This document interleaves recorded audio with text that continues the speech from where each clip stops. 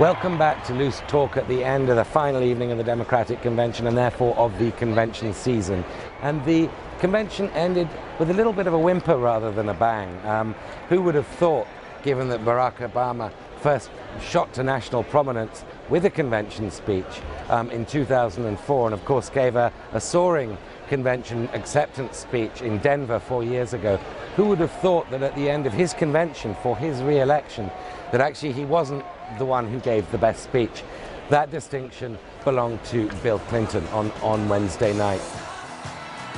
Now, in terms of the convention as a whole and the contrast, in my view at any rate, and I think the view of a lot of others, with the Republican convention in Tampa last week, this was clearly a much more unified party, a much more cheerful and enthused 3 days than we saw in Tampa. And I think there's no doubt about it that the Democratic Party, on the evidence of the conventions, that the Democratic Party is more unified behind its nominee than the Republicans are behind Mitt Romney. And I think it's probably fair to assume that Barack Obama will get a little bit of a bounce, a little bit of an opinion poll lift.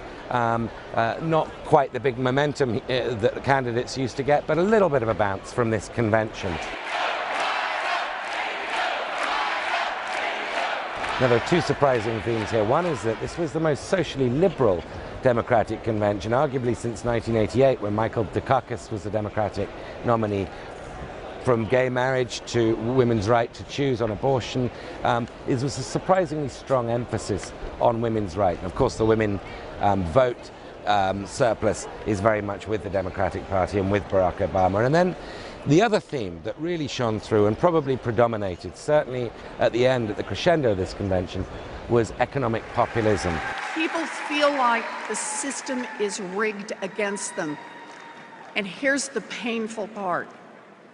They're right. The system is rigged. And this theme was emphasized throughout, from Julian Castro, the mayor of San Antonio, to, of course, Bill Clinton, most eloquently, but also at greatest length.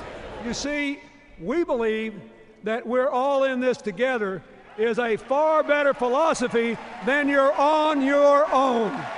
But of course, the climax of this convention was the president's speech tonight. And given what preceded him, given how many really rousing performances had been given from the podium here, it was a little bit flat, a little bit underwhelming. Given by anybody else, it would have been considered a pretty good speech.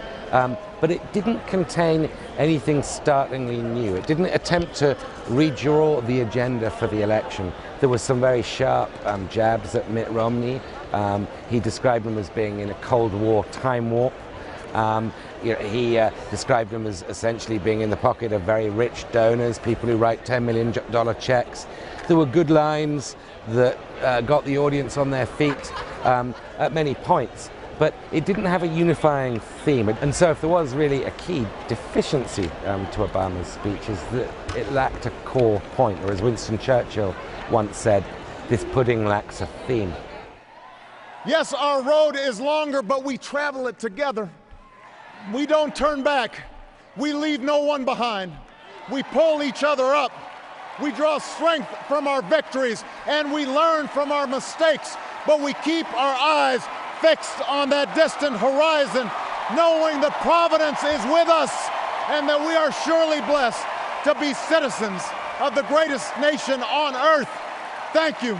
God bless you. And God bless these United States. And so we emerge from these 2 weeks of back-to-back conventions, probably pretty much as we went into them, with the two nominees neck and neck at each other's throats, promising 8 weeks worth of pretty tight, fairly embittered campaigning, and no clear conclusion at the end of it. And we'll see you on the campaign trail with Loose Talk.